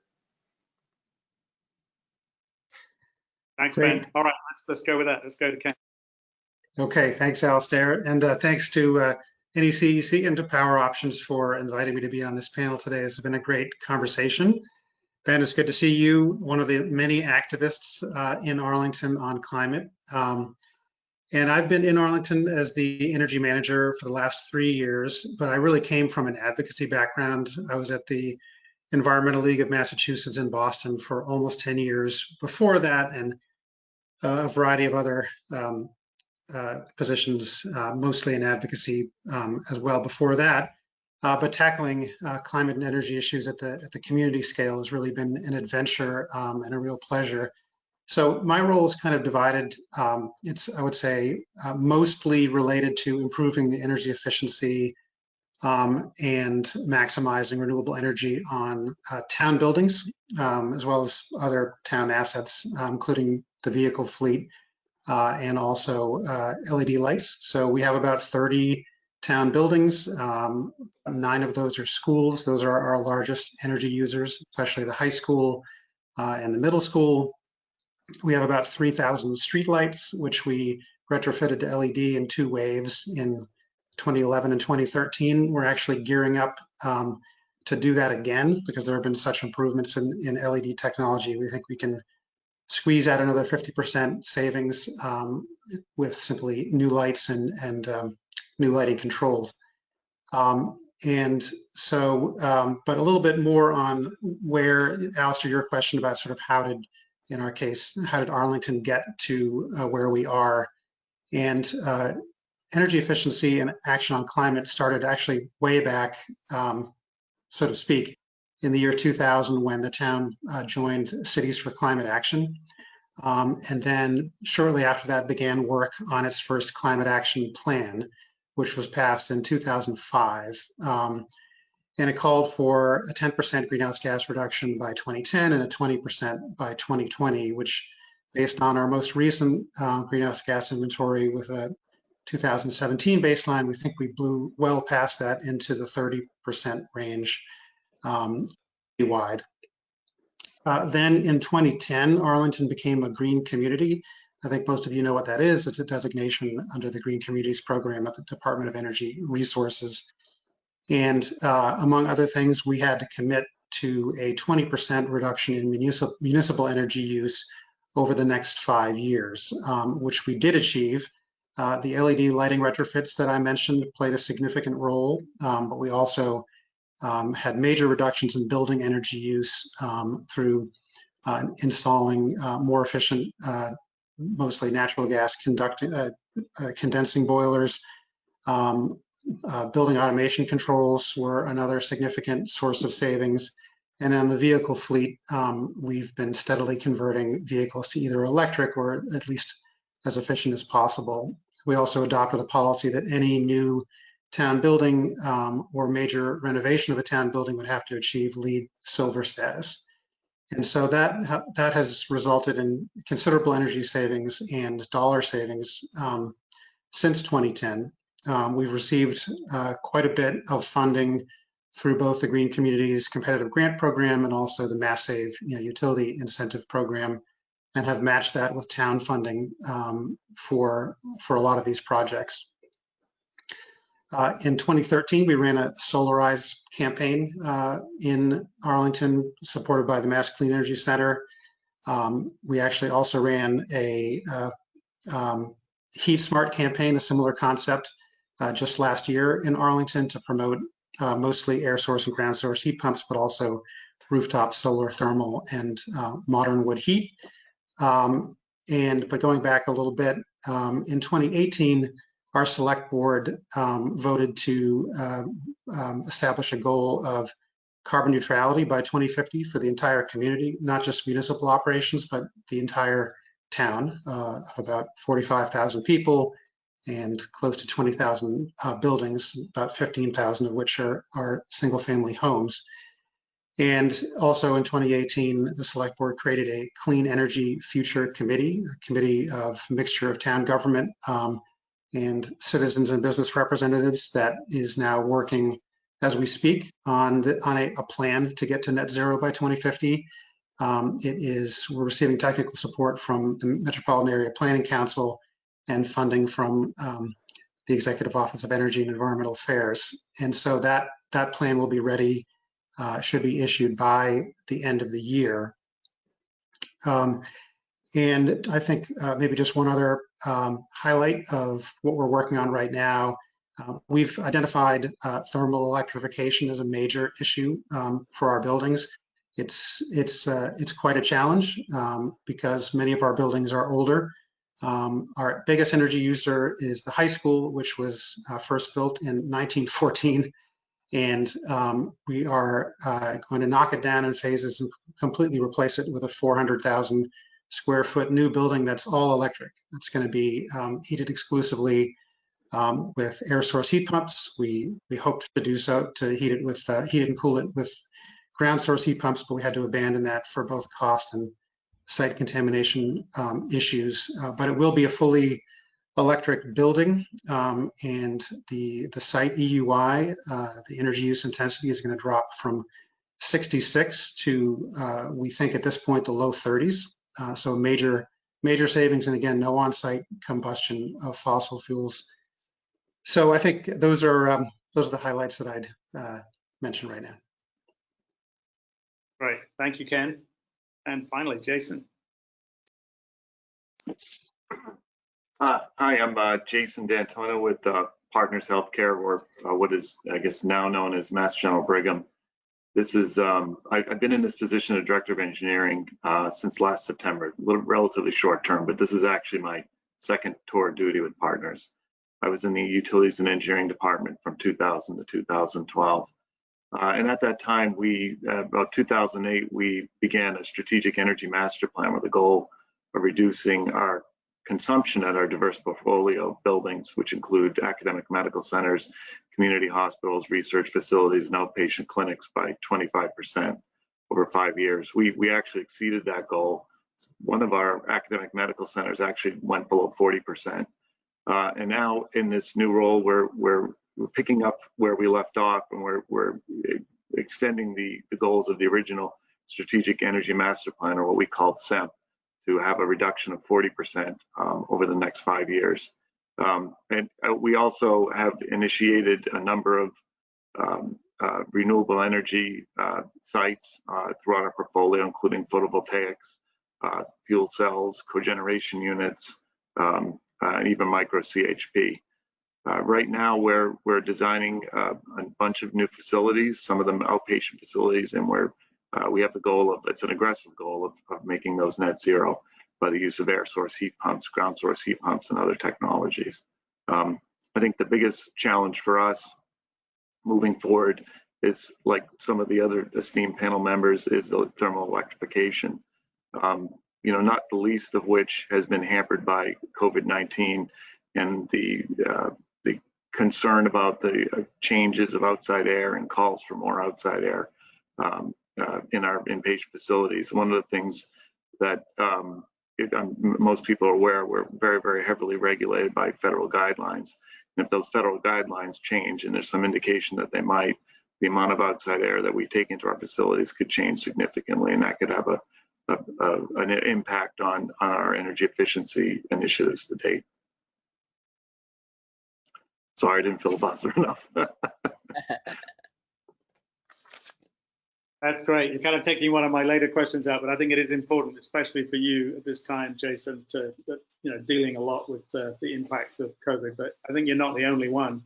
But I do want to come back to that later. I think you and Ken both pointed out thermal heating and electrifying that as kind of the main challenge. But Ben and Heather, do you agree? Is that your main challenge, kind of going forward? I'll start, because I think Heather's is maybe a little different. If you look at our location-based emissions, the combustion of natural gas, Scope 1, accounts for about 5% of the total. So it's really not a tremendous amount. We use a lot of steam for heating in our larger buildings, and we have small gas-fired boiler plants. But most of the load is electrical through plug load and for cooling in our chiller plants. So a lot of our emissions, the 95%, 90% approximately, if you're looking at a market-based method, where we're taking into account the voluntary procurement of green power. But on a location-based method, the lion's share is Scope 2 emissions from electrical procurement and district energy systems like steam. So it's an issue. If we want to get to carbon neutrality, we don't want to buy offsets for our gas consumption. That's something that no one wants to do here, including myself. So we'd like to figure out ways to retrofit gas-fired boiler plants and electrify. At the moment, it increases the energy intensity significantly. So the operating cost, there's a large operating cost impact, but we are looking at end of useful life ways of phasing out our gas-fired boilers, which again account for a very small amount of the overall emissions for Boston Properties. But just a follow-up question, Ben. So to the extent that you're electrified, most of it, you're dependent on the supply in the grid, right? And that's right. How they generate steam, right? So are you putting pressure on those guys to change the emissions there? Yeah, so every one of our energy RFPs at the moment includes requests for green power. So we're engaging the Calpines of the world, the NGs, these large companies, and we're saying we want green power and we will pay a premium for it. We've also worked with a lot of clean power choice groups, like their consumer groups that go out and buy in areas like Santa Monica. We have a great relationship. PG&E territory in San Francisco, we've opted into their super green tariff, so we're paying a premium, but it's a pretty simple process of opting in. We're buying green power wherever we can, and that's quite simply the most efficient way for us to green our operations. But we do acknowledge that there's going to be this residual emissions from the gas-fired boiler plants. Yeah, which David referred to. Okay, good. Yep. Heather, how about you? Is Ben is right. Ours is a little bit more complicated. It's more about 50% purchased electricity and 50%, from the plants which run on natural gas. There's also that's the high level picture. The also complexity is we have two different on-campus supply systems. So one we control, or two I should say we control on the Cambridge side and Cambridge and Alston, one each. And then Longwood, where we don't, which now is owned by Engie and is Maytag. So there's some complexity there as well. I think because we have a 2026 goal to neutralize our emissions, obviously we're looking at that right now. And in particular, as I said, we're zeroing in and hoping to help others in this area by really trying to understand what does a definition of fossil fuel neutral mean. It's not just carbon, it's at a minimum, there's really good data on the health impacts of SOx and NOx and PM 2.5. So, we think, again, not ready to publicly announce, but that's what we're working on with our faculty at the moment. And I think that has dramatic impacts. Ours will have dramatic impacts on where we can buy and how we assess. So right now it's megawatt hour to megawatt hour. And we really want to understand what's the emissions impact reduction per that megawatt hour. And we also want to understand what the health impacts are of that per megawatt hour. So, we already know obviously that the Great Lakes, Midwest, have projects that have higher health benefits and, like Ben was saying, higher premiums.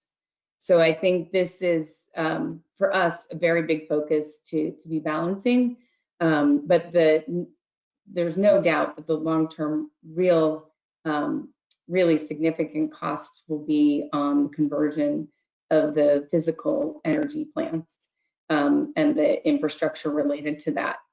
That is and I would just also back to Jason say, make a plug that we need technology that can improve air filtration and increase air, but not increase energy costs, right? Yeah. So that's the $1 trillion opportunity.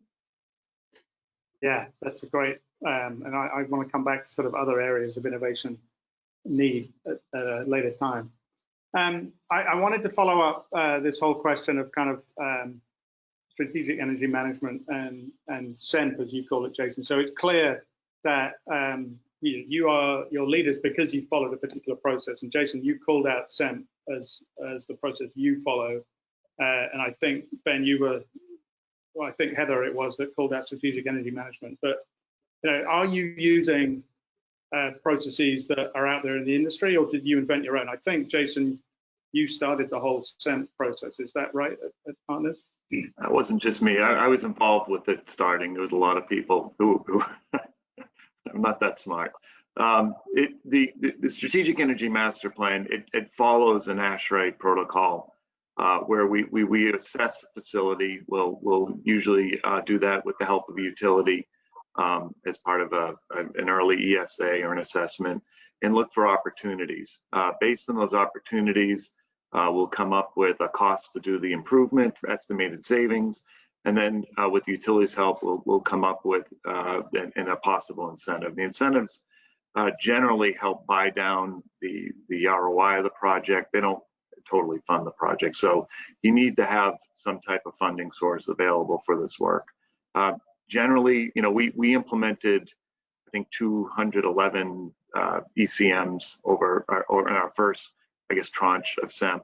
Generally, they were, I think the average is about 3.82 year ROI. The incentives will generally buy down that cost by about 25 or 30%. So we could take a 3.82 and maybe get it down below 3 years. Our target for most of these projects was 5 or less years, although there were some outlier projects that had a higher ROI, and that was mainly because we were doing infrastructure improvements. If we were replacing one chiller in a plant, we would replace 2, even though it was a backup, and it wouldn't run as much, so we wouldn't get a kWh savings, but it would provide more resiliency for the plant. And then we would report out on the savings to the institutions. The institutions would realize the utility savings on their bottom line of P&L, and then we'd roll on to the next year.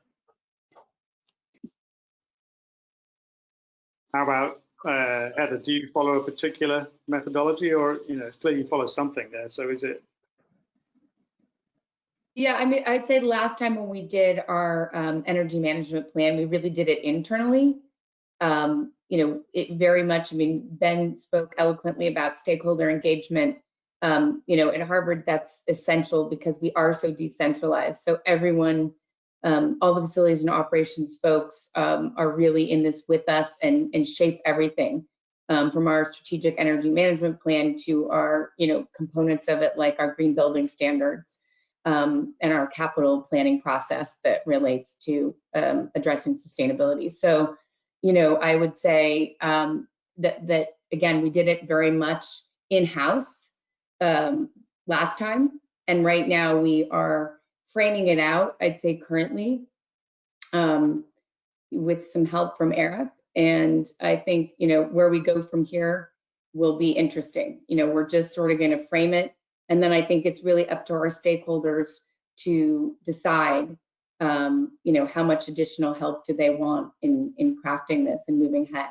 I think the key thing that I hear from everybody, and it sounds like everyone on the call also really interested in, is really understanding the technological development pathway and what's going to be out there and when, because this is all a balancing of costs and time. So I would say TBD, but we're thick in the process. Very much at the same time of we looking at what we're going to do off campus, we're very much looking at what we're going to do on campus, because again, our first and preferred strategy is to reduce energy and emissions on our campus. Yeah, and it's good that you brought that up, Heather, about understanding the technology pathway, because we do have about 15 vendors on the call today, consultants, vendors, who are part of the answer to that. So they're listening intently to what you're talking about today, with the view that at the second part in the fall, we can get more insights from them to share with you based on the challenges you're presenting today. So keep those sort of challenges going for them. Ken, anything more to add on the whole process side of things? Or Ben? Yeah, I would say we've been more opportunistic with individual buildings. We have done some ASHRAE level 2 audits of specific buildings, but we don't have a kind of portfolio-wide strategic energy management plan. It's something that I think is a good idea to do, but we sort of have been picking the low-hanging fruit as much as possible with the limited funding we could get from green community grants and Mass Save incentives. But now we've actually, I think, picked most of the low-hanging fruit, and so our additional municipal savings might have to be driven by something more systematic. Yeah, one thing I've heard in municipalities is like teaming up with a couple of others to work maybe together. Are you doing that with any surrounding towns, or have you heard of that happening around Boston? We've partnered with other communities in certain ways. My position before I was in it actually started as a half-time position shared with Bedford, and eventually they made it full-time in Arlington. We also partnered with Winchester on our recent Heat Smart campaign. It was a 2-community campaign. But in terms of some kind of larger energy management planning process, we've done pieces of that with other communities, but not in a holistic way. I think it's a good opportunity. It's a good idea. Yeah, but I think it's also understood that with less resources, it's challenging. Anything to add, Ben? Yeah, I'd just add, we actively manage our buildings, so we control the engineering and the teams in our buildings, and we have about 35 people on our sustainability committee that help develop our goals and our management approach. And we have a few key, I'd say, components to our approach to strategic energy management. One is real-time monitoring at every one of our assets. So we're not waiting for utility bills to come in. We're looking at interval data to determine the best ways to operate and run our facilities.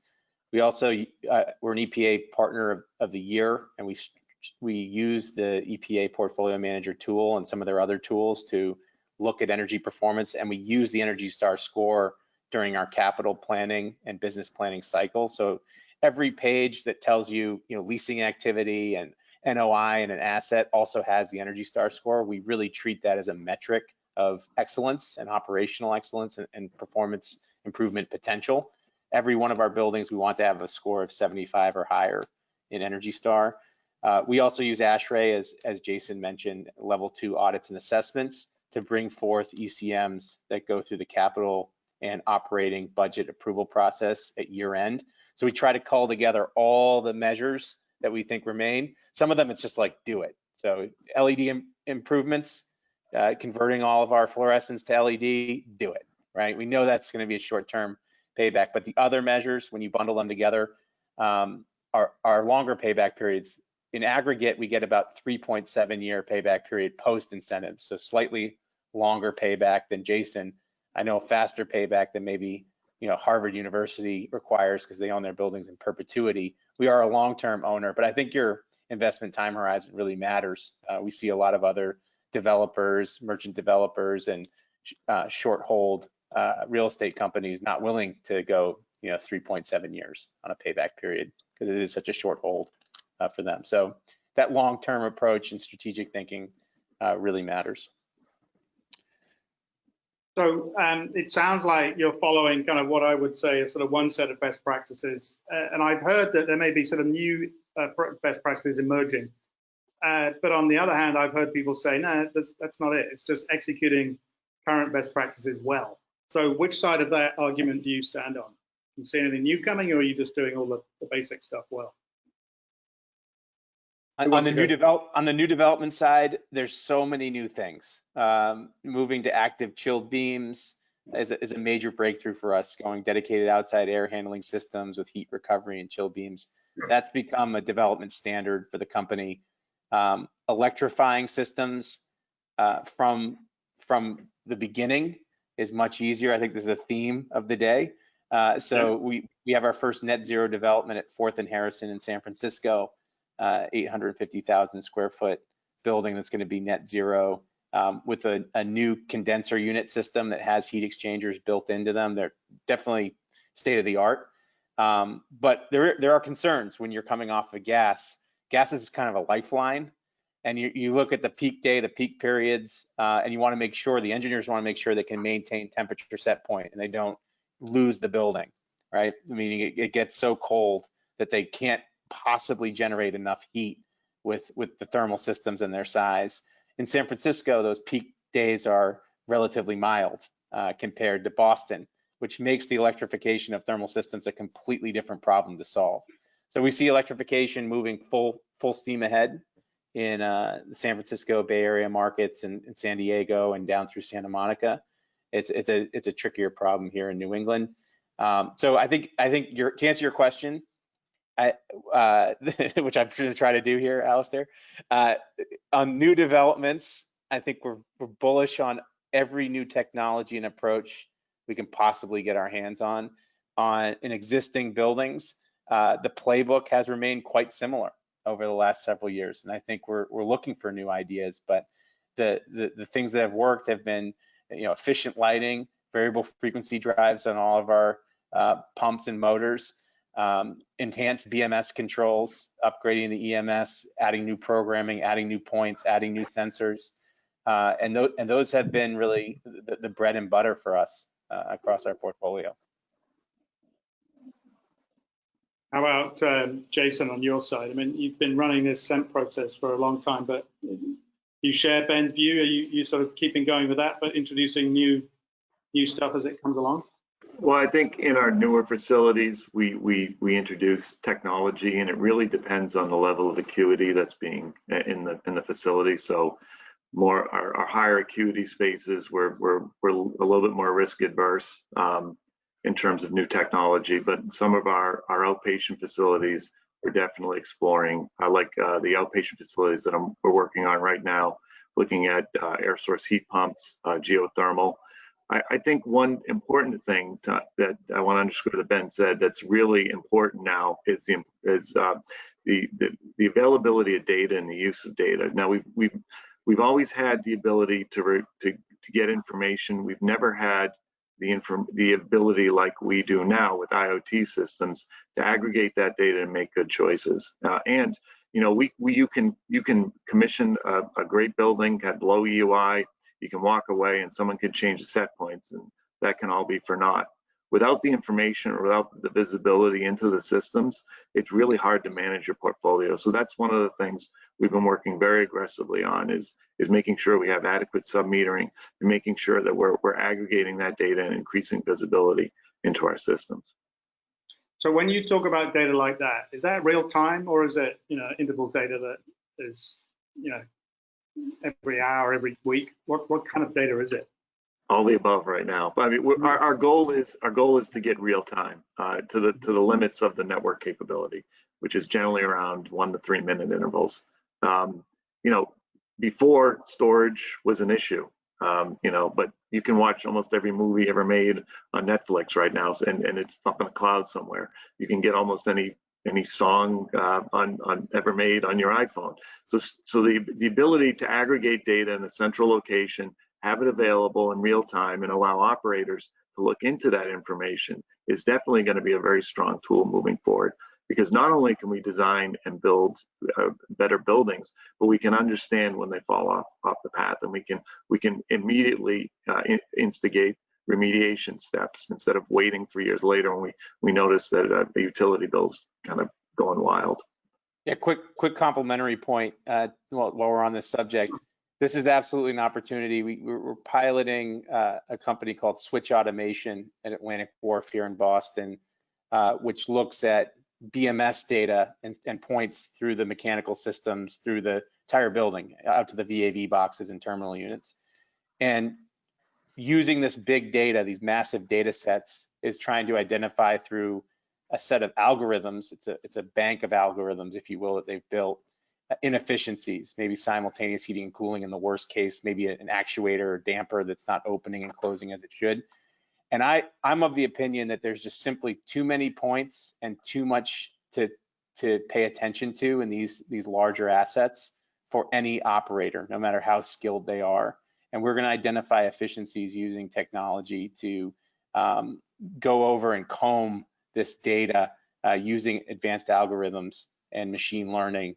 And this is, you know, the future brain box. Is one product that's out there. You know, that AI will operate buildings, I think is a not too distant future.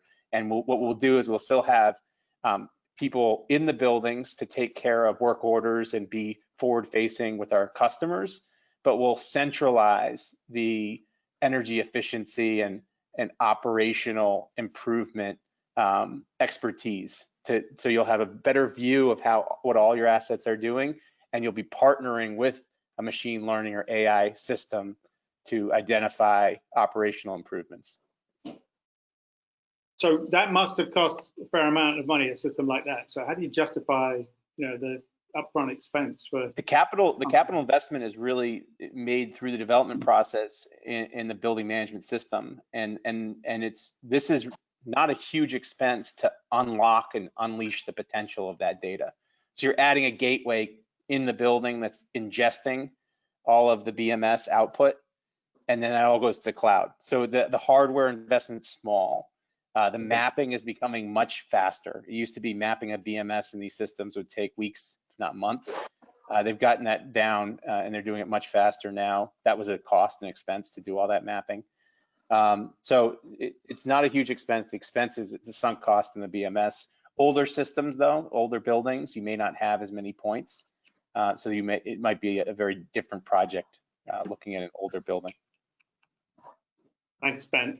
I saw you nodding your head there, Heather, so I can presume that maybe you've got some research going on in that kind of domain that you're able to move across to operations. Is there anything, am I right with that? We've got lots of different research, some of it ready for prime time and some not. But I just think Ben's on the exact right path of, testing these various technologies. I also agree with the idea that, when you have very large assets and limited staff, it's really hard to, actually do that. Even with existing sort of help with continuing commissioning and whatnot, it's still a big lift to really pay attention to all this data and then act on it. So, I think that's exactly right. I think also, like others have said, our strategy is the same of trying to push the envelope on the new buildings. Our green building standards are set up that way. New buildings have different standards than existing buildings, and even existing building renovations, depending on the level. So I think those are both right strategies. I think that's exactly what we're trying to right now cull together, is what's the latest thinking and research and technologies out there today, but also what's coming, so that we can create, a good sort of strategic energy management plan that obviously will get, will get continuously upgraded and tweaked and changed. But I think the main point is it's going to be very different than it was the last time. When we did this in 2008-9, it was a pretty simple exercise of, level ASHRAE 2 audits for 80% of the campus, 100% of the energy intensive space. And, folks worked their way through those and then started to deploy continuous commissioning in the buildings. And so that's been a sort of, and so yes, they're continuing to do those things and then really doubling down when there's a opportunity for renovation or new construction. But I think we're really excited about thinking with our faculty and other partners, like Ben. Ben always makes me look good, that I had the brilliance to hire him. But, in partnering with others, like all the people on this panel, together for how can we rapidly pilot and test these technologies and get them working, but also be thinking, we've got a plan, we need to make a plan for 2050. So we also need to be thinking about, right, you don't want to spend all your money on one technology now. And, so I think that's what I think will be really interesting in putting this stuff together. But we love piloting stuff just like Boston Properties, and we really look forward to hearing from others about these kind of pilots.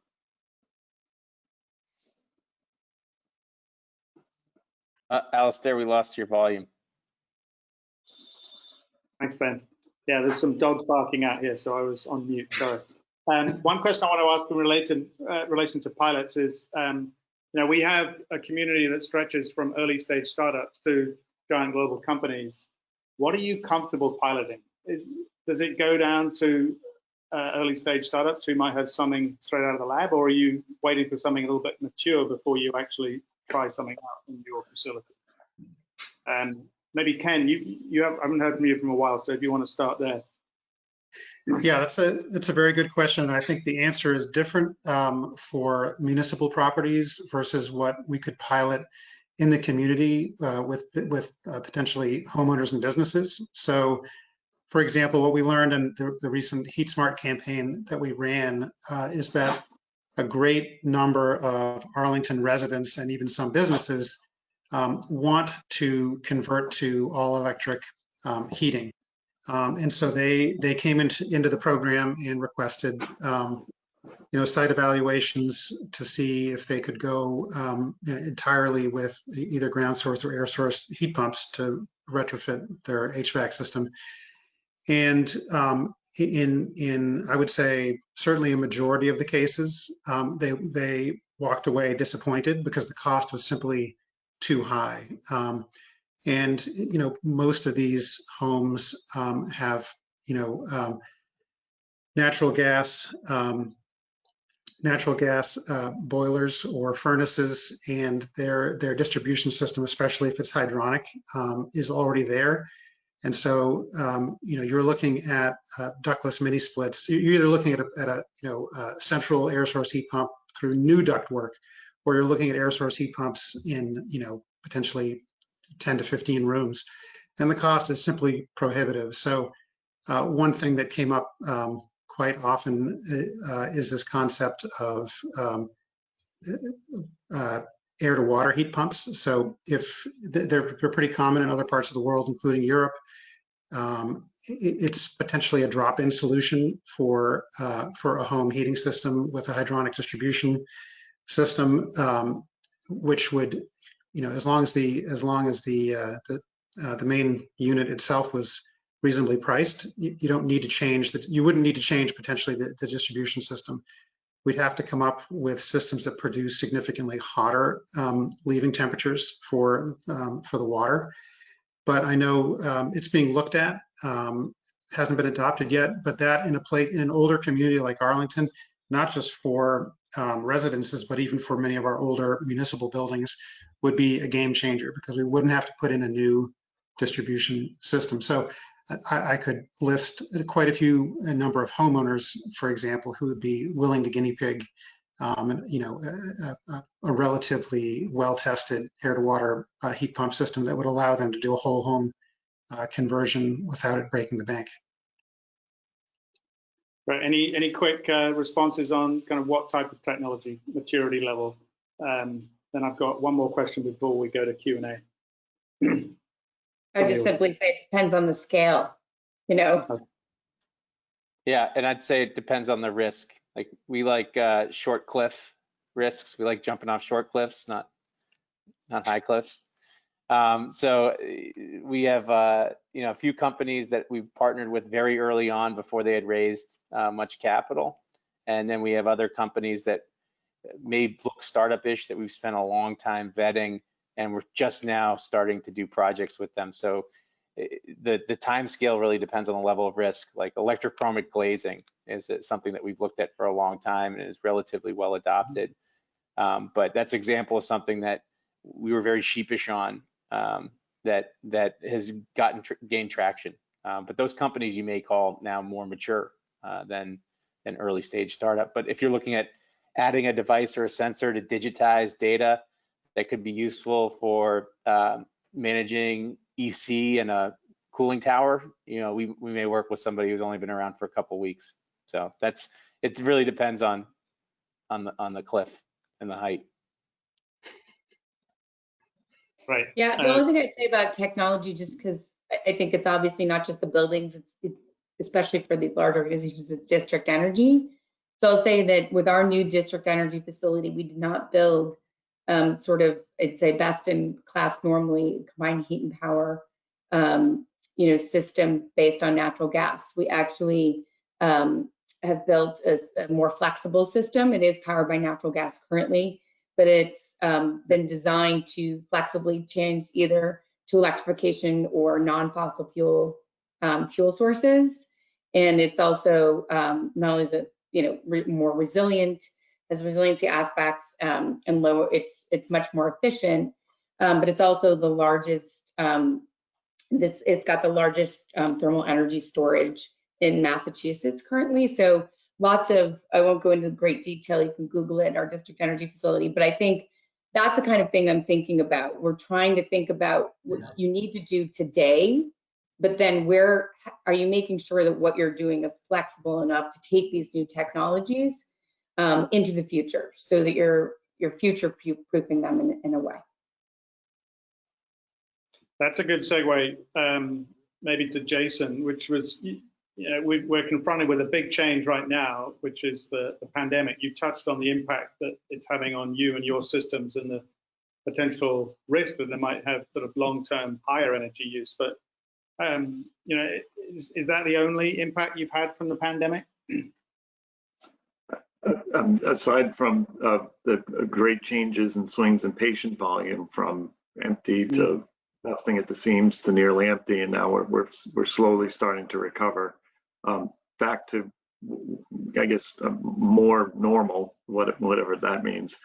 I think our biggest concern right now is, during the pandemic, I'm telling people what they already know, but I'll tell it again from our standpoint. It hit really fast. I think faster than a lot of us expected. So a lot of our facilities were faced with dealing with the number one priority, which was patient care and infection control. And there were a number of measures employed in duress under changing guidelines almost daily from the CDC and other regulatory authorities to manage the patient population and minimize the infection control risk to patients and staff. Those resulted in a lot of diverging approaches, and almost all of them universally resulted in increased energy use. That's not something we can do anything about. If we need more outside air, there's really no technology that's available now, in our view, that can safely exchange the energy from the outgoing, potentially hazardous exhaust to the incoming supply air. So I think, and on top of that, a lot of our spaces, for a number of reasons, require a lot of humidification. And there's even growing evidence now that humidification actually suppresses the transmissivity of the virus. So now there's calls for even more humidification. I think we talked earlier about our thermal and electrical split. On normal operations, we're 60-40 thermal electric. Most of that is because of the humidification, the outside air requirements, and our sterilization needs in our inpatient facilities. So it's for us to bridge that gap back to the original topic of finding a way to get that, to electrify that, it's going to be a very, very daunting task. We've implemented a number of ways to increase the efficiency of those thermal loads by citing cogeneration units, which drastically increases our overall efficiency at our sites and gives us on-site electricity and thermal generation. We're also beginning, like I said, in some of our outpatient facilities to start looking into newer and emerging technologies to help provide those heating sources. Right. Okay. What I'd like to do now is to, well, actually, I'm thinking I need to let Ben and Heather and Ken talk about the pandemic too. But while you're, just before I ask you to do that, Sean, if you could put up the question or how the audience can ask questions slide. Thank you. I do see there are some questions already in the question box, which is great, and I'm going to come to those in a minute. But if anyone else wants to ask us a question, this is how you do it. So please use the question box. That's what I'm looking at to be able to ask those questions. Thank you. So yeah, let me follow what Jason said there to just ask Ben and Heather and Ken if you've had any other impacts from the pandemic that's sort of changing your attitude to the goals you've got or changing your operations. Yeah, the second part I think is harder to answer because we still are very much on track with our sustainability program and haven't adjusted our stance. We did convene about 40 stakeholders to develop a health security plan that's available on our website, bxp.com. If you want to see it, we released that in May. We worked with Dr. Joe Allen of the Harvard School of Public Health and his company, 9 Foundations, to review air and water quality SOPs and our enhanced cleaning and disinfection SOPs for our portfolio, because we knew that we had to be consistent at all of our properties. We couldn't have better health security at one property versus another. I should add that the sustainability committee that we formed were many of the members of the health security task force. So being good at one thing and being responsive and able to implement operational changes rapidly was dependent upon sustainability. I mean, I think that's a huge business case for having a sustainability program to do new things as new risks emerge. And we see that with climate change too, and climate adaptation. But yes, the ventilation rates have been increased, and we've done now our first assessment of air changes across our portfolio. So air changes in labs, air changes in hospitals are very well known and codified standards. In offices, not so much. So in residential properties, even less so. So we have air changes. This is air changes per hour that range from 1 all the way up to 10 at our properties, all of them office. So that is a wide variability in how much outside air is being delivered to office environments. But across the board, we've maximized outside air. There's no doubt it's going to have an impact. We're in the process of measuring that impact. I'd say it's going to be somewhere on the order of a 5 to 15% whole building energy use impact with everything else normalized. So once we're back up and fully operational, we're probably seeing a 5 to 15% jump just for the ventilation increases. Lower at the lower end where we have heat recovery and more efficient systems, at the higher end where the systems are less efficient. So that'll definitely impact our energy use intensity goals. However, we've been banking savings through this year given the reduced occupancy of our assets, and our demand is down on average about 30% through the March 1 to today. Yeah, so I'll just quickly say that we're going to, we're still on track for our 2026-2050 goals, so we're pretty focused. And I would just say, obviously, as mentioned, we're talking to our faculty for advice that is informing what all 12 schools and central administration are doing. And it's, again, the sort of well-researched and pithy, and it's a nice pithy package, Dr. Allen's piece in Harvard Business Review about the sort of 5 hierarchy of control elements, which obviously is the best science and how everyone in environmental health and safety is approaching this. So, same things: increased air, increased filtration, PPE, cleaning and disinfecting, and social distancing are all sort of elements of everyone's plan. Right. And Ken, I know we got a lot of cities and towns on the call today. So what are you seeing in Arlington? Yeah, in many ways, our focus has been on just planning for our basic operations.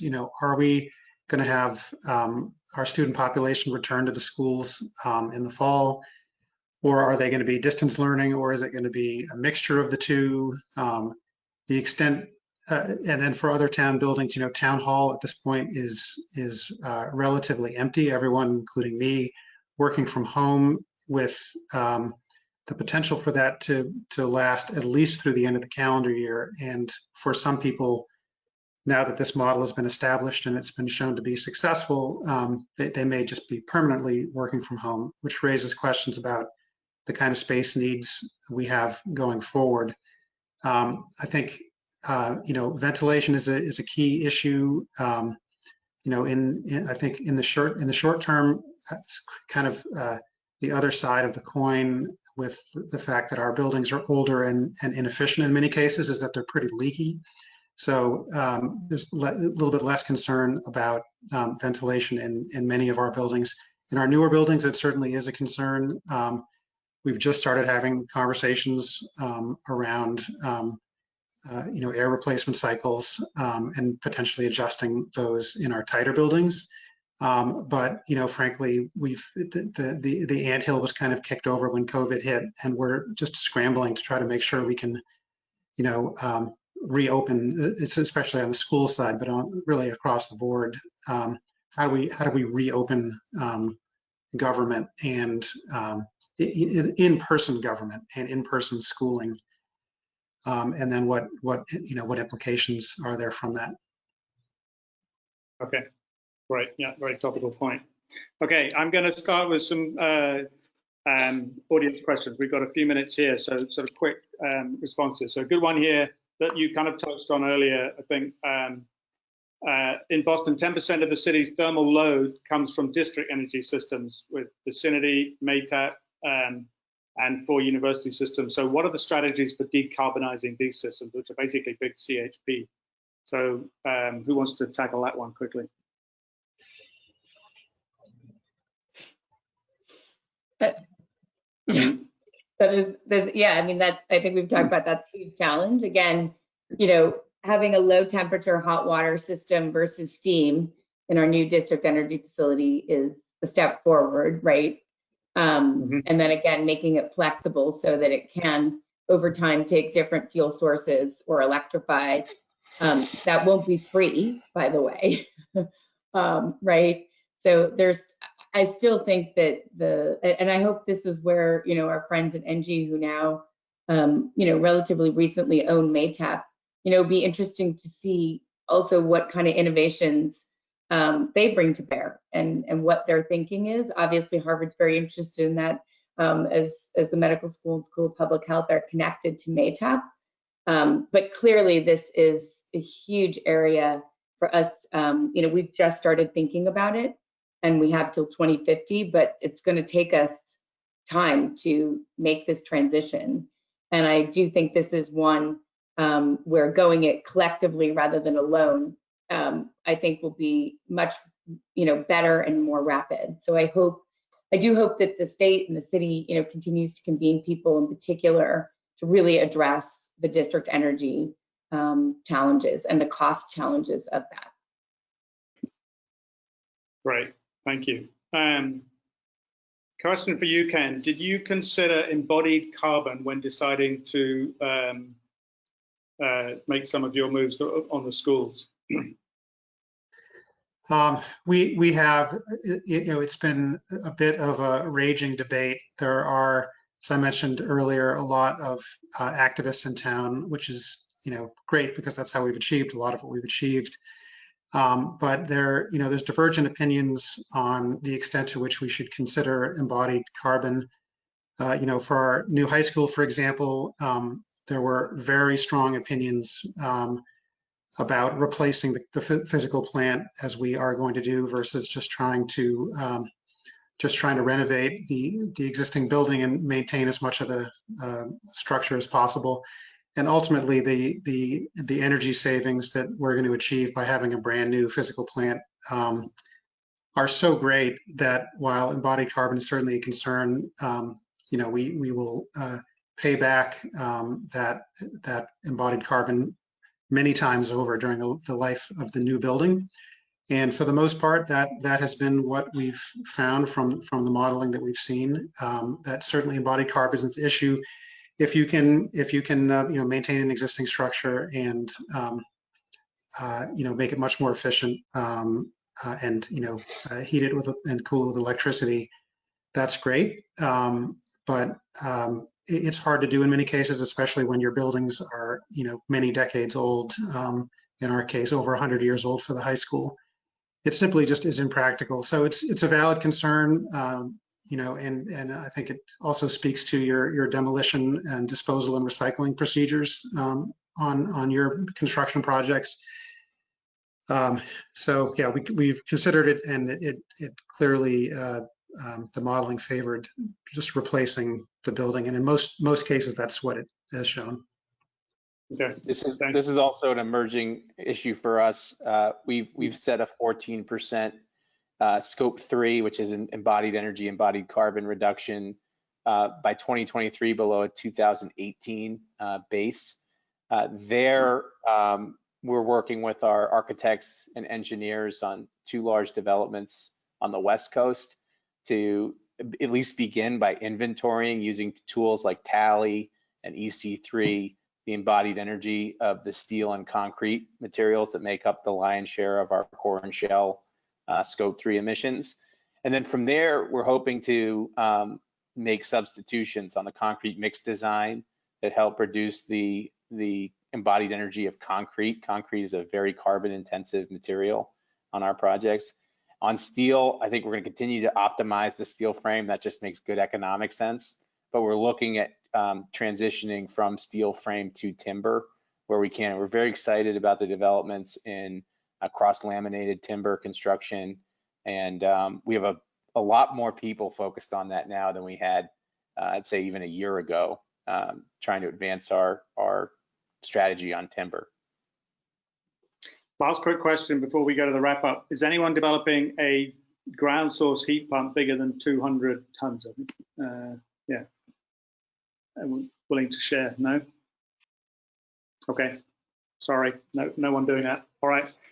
Well, I would like to thank you all for sharing some really great insights, for being very open about the way you have developed your best practices, the kind of things that you're looking forward to doing, and to sharing some of the secrets of how you're getting there. So really appreciate you taking the time to share with this audience. We look forward to you coming back in the fall, and we'll show you the date when we're thinking of doing that.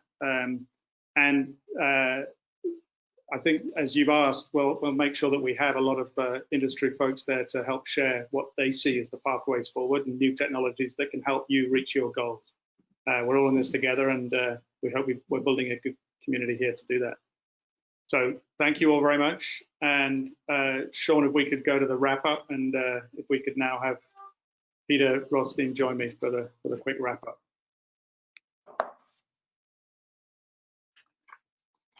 Hello, Alistair, and thank you for a great panel, all of the panelists, very insightful, great sharing of leading edge efforts that I know is relevant to all of the people who are listening and thinking about how they're going to take advantage of similar ideas going forward. Alistair, I thought I'd just take a quick second and share a few thoughts, then we can look at the upcoming events. Yeah, I know we don't have long, so I'll let you go. Well, I'll be very brief, looking at the time, but I thought this was great from beginning to end. I think great discussion showing both the relevance of some of the leading edge efforts with energy planning, with building planning, with stakeholder involvement in various organizations. I think there's lessons to be learned from a lot of that. Clearly, everybody is on a journey looking at 2050, but also at the same time figuring out what are the most immediate things that can be done now and standardized on, while also looking at the piloting or demonstration or learning about new technologies or new business models, and being part of that process of trying those things out. And I think that all of that, I think, creates a fabulous opportunity for I think the community who's joining us today. I think about both the NECEC membership of the solution providers, the companies who build and operate these kinds of systems in buildings. For all of us to be able to deepen the relationships and the partnerships, whether it's the organizations who own and operate buildings, whether it's those who develop and operate the facilities, the energy management, the generation, the electrification initiatives, all of those. We're talking about, I think, several practice sharing networks and project sharing networks that I think we're going to continue to try to build upon. That's what I see participating in today's session. But I think will also be something we'll look to build on with potentially a larger gathering, and one that includes a bit more of our overall Northeast territory, including some folks from New York who are doing similar things to the great leading edge efforts that are going on here in the Commonwealth of Massachusetts. That's great. Thank you for that reflection, Peter. I think we should, based on the time we're at, I think we should go to the last slide and talk about our upcoming events. And it's probably better if you start talking about the Back to Work Challenge.